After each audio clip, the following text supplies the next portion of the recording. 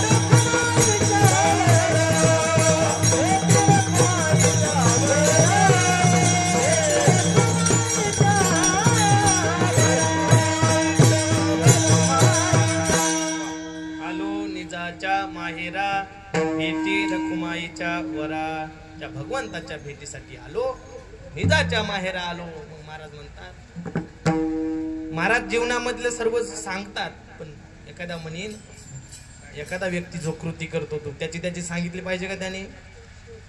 आपल्या ग्रामीण भागातलं जर सांगायचं झालं तर आपल्या गावातील जे काही पुढारी आहेत किंवा एखाद्या व्यक्तीला सवय असते, माझ्यासारखा मीच गावामध्ये, माझ्या इतका मानपान कुणालाच नाही, हे कुणी सांगितलं पाहिजे. तो व्यक्ती चांगला आहे ते स्वतःने सांगितलं पाहिजे का, नाही नाही, जगाने म्हटलं पाहिजे ती व्यक्ती खूप सुंदर आहे बरं का. त्या व्यक्तीला गावामध्ये ओळख नाही, असा असणारा महाराज काय म्हणतात, माझा शेवट गोड झाला. आणि काय केलं, मी कुठं आलो, निजाच्या माहेरा आलो. असं असताना महाराज तुम्ही ज्या व्यक्तीचं जसं उदाहरण सांगितलं तसं दुसऱ्याने म्हटलं पाहिजे. असं जगाला म्हणजे असं तुकोबारायला जगा कुणी म्हटलं आहे का अजून. तर महाराज एवढंच नाही, भगवंत जवळ तो प्राप्त झाले एवढंच नव्हे, विशेष भगवंतच त्यांना इथं घ्यायला आला. निळोबाराय आरतीमध्ये म्हणतात, प्रयाण काळी देवे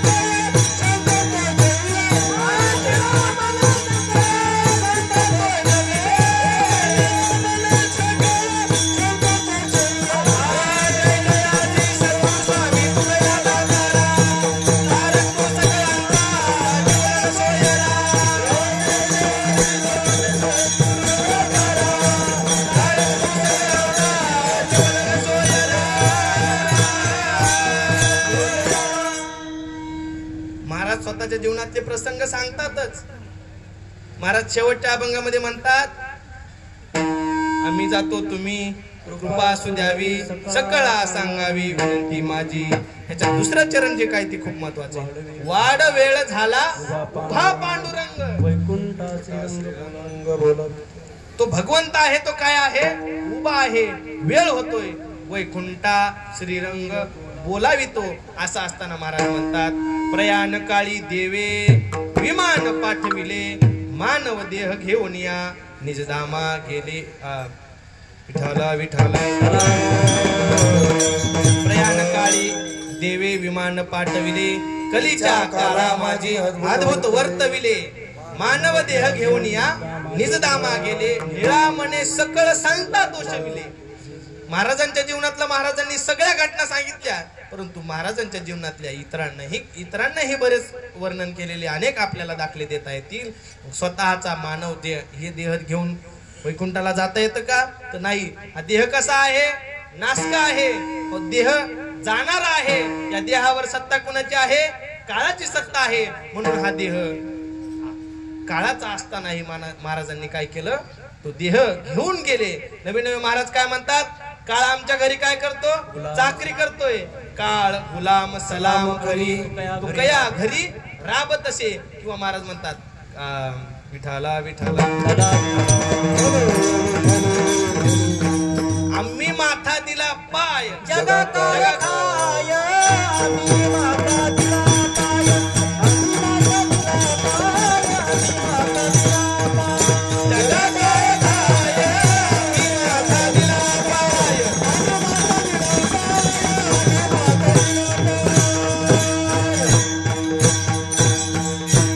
जो हा काळ आहे तो काय करतो आहे, जगाला क्षणाक्षणाला खातो आहे. घडी घडी काळ वाट याची पाहे, अजून किती आहे अवकाश, किंबहुना देह जाईल त्याशी काळोबा काहील. काळाची उडी पडेल बा जेव्हा, सोडविना तेव्हा माय बाप.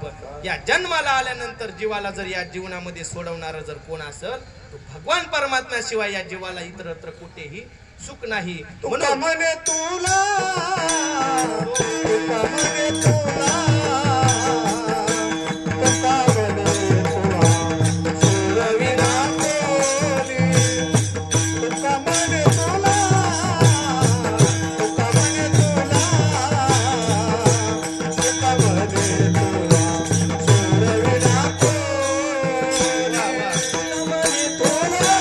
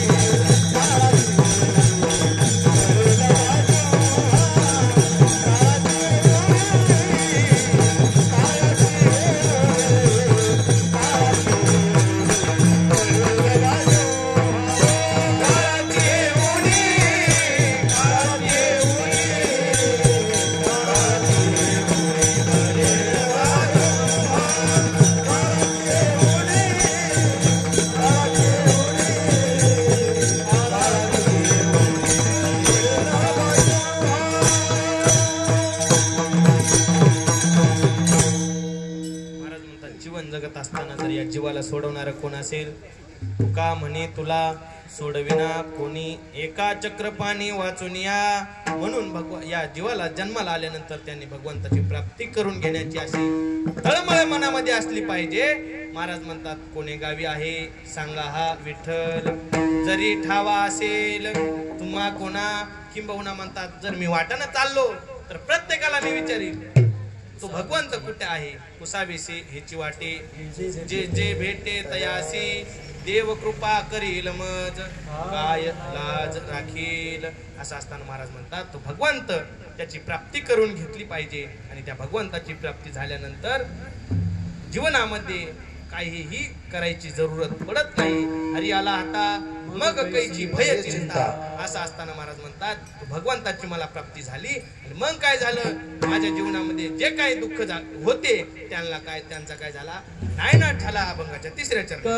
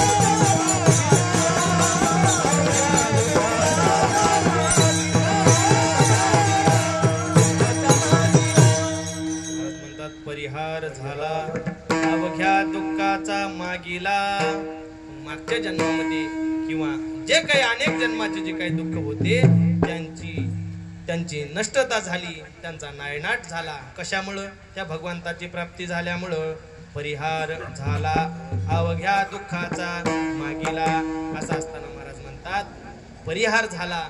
आणि शेवटच्या चरणामध्ये महाराज म्हणतात की माझ्या जीवनामध्ये मी अनेक कष्ट सोसले जीवन जगत असताना अनेक माझ्या जीवनामध्ये अडचणी आल्या.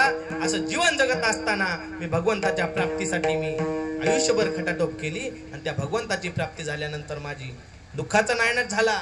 आणि जो काय माझ्या मनामध्ये जी काही इच्छा होती भगवंताविषयीची ती इच्छा पूर्ण झाली. आणि ती इच्छा पूर्ण झाल्यामुळं इथून पुढे ही काय करणार त्या भगवंताची प्राप्ती झाल्यामुळं त्या भगवंताचं सतत या वाणीने नामस्मरण करणार. आणि या वाणीमुळं काय झालं अभंगाच्या शेवटामध्ये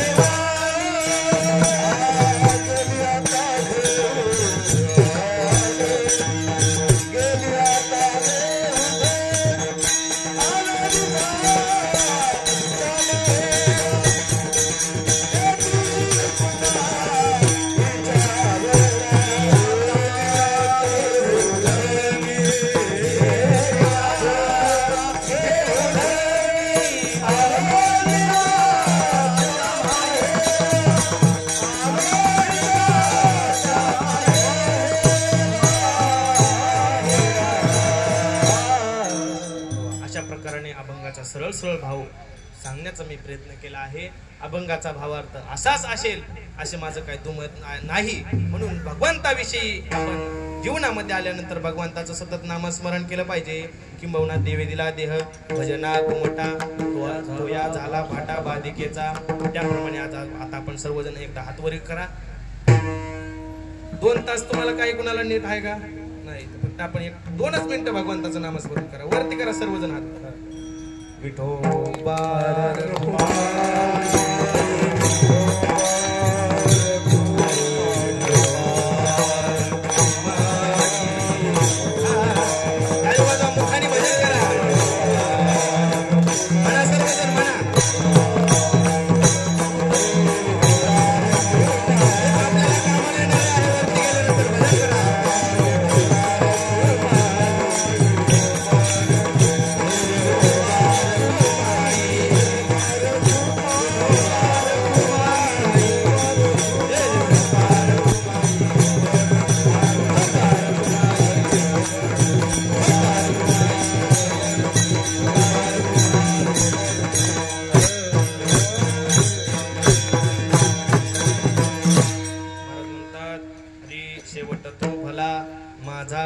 गोड झाला.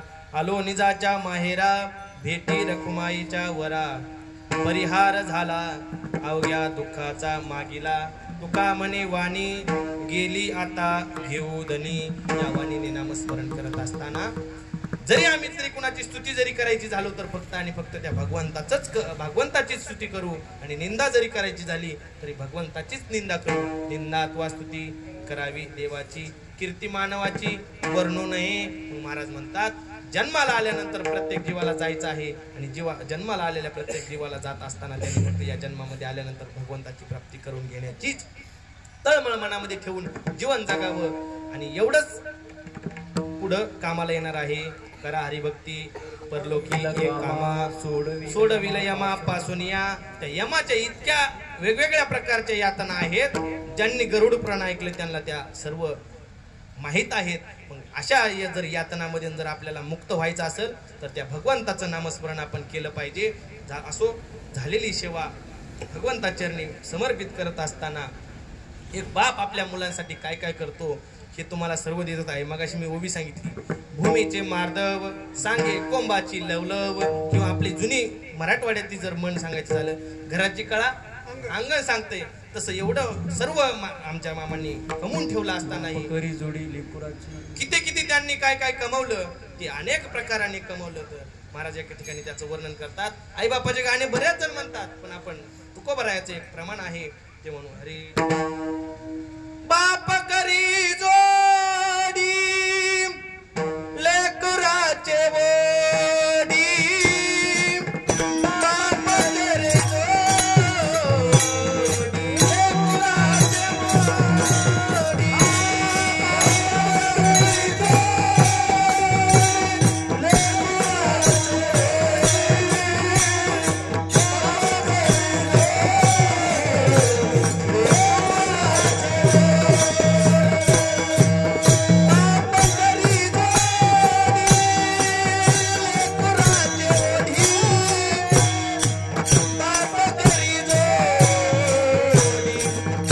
लेकराचे वडी.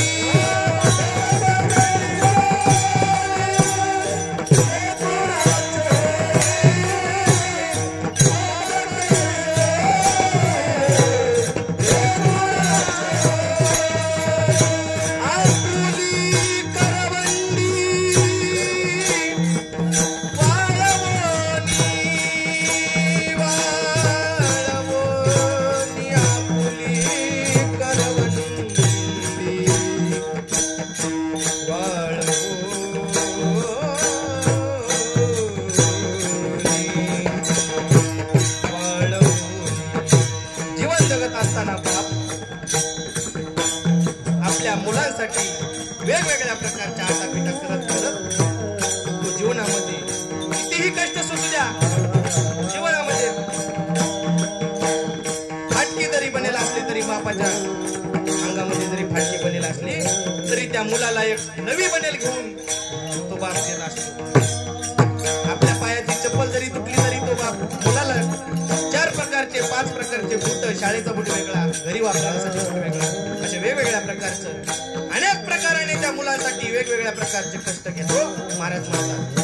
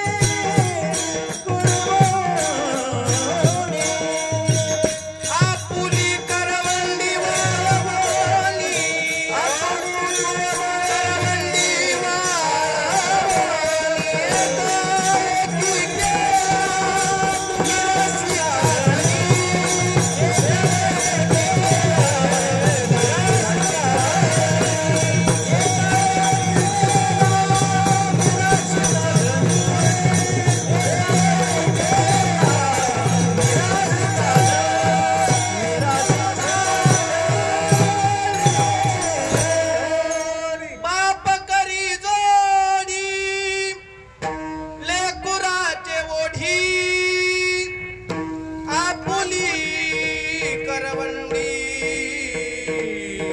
वाळवूनी कायकी केला मिराशीचा धनी कडी वागवूनी भार खांदी. अशा प्रकारचं बापाचं जीवन असतं. आणि एक बाप जीवनामधून गेल्यानंतर काय काय वेदना असतात ती फक्त ज्याच्या त्यालाच कळू शकतात. आपण शाब्दिक त्यामध्ये सहवास म्हणजे त्यावर आधार देऊ शकतो, इतरत्र काही होत नाही. आणि जोपर्यंत जीवनामध्ये बाप आहे तोपर्यंत आपल्यालाही एक आधार असतो. एकदा का जीवनामधला बाप गेला आधार संपतो. अशा प्रकारे झालेली सेवा मी सद्गुरू नारायण बाबाच्या चरणी, सद्गुरू जोग महाराजाच्या चरणी समर्पित करतो. आणि जे काही 4 शब्द माझ्याकडून चांगले आलेले असतील ते तुम्ही जीवनामध्ये अनुकरण करण्याचा प्रयत्न करा. आणि जीवन जगत असताना आपल्याकडून आपण काय आहोत? जीव आहोत. जीवन जगत असताना आपल्याकडून चुका ह्या घडतच असतात. फक्त त्या भगवंताच्या चरणी आपण एकच विनवणी करायची, एकच प्रार्थना करायची, हे भगवंता आमच्याकडून कितीही चुका झाल्या तरी आम्ही काय आहोत? जीव आहोत. आम्हाला तुझा विसर पडू शकतो पण तुझा आम्हाला विसर पडू देऊ नको. एवढंच आपल्या जीवनामध्ये त्या भगवंता चरणी प्रार्थना करायची. हरी शेवटची विनवणी संत जनी परिसावी विसरतो न पडावा माझा देवा तुम्हासी ज्ञानेश्वर माऊली